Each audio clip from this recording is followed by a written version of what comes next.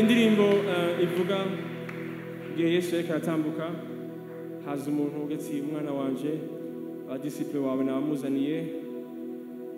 afise ingwara imuta mu muriro imuta mu mazi ariko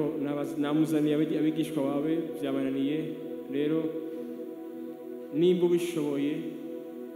sizukwe ko yeguze nimba ubishoboye ngo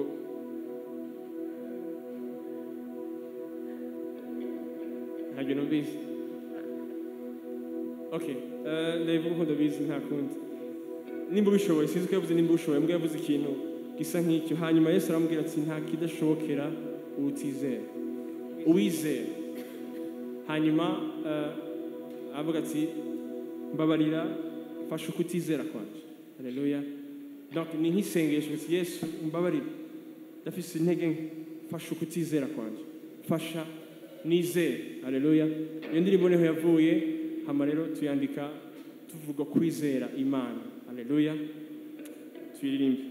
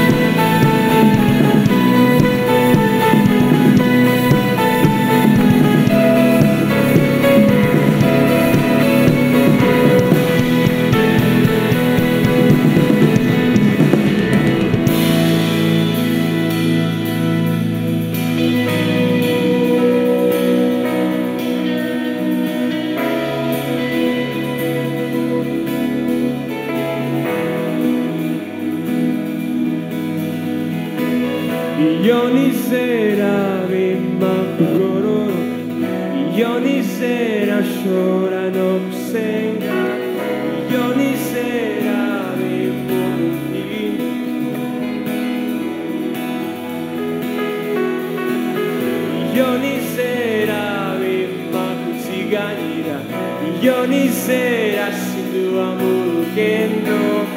iyo nizera bimpa umunezero iyo nizera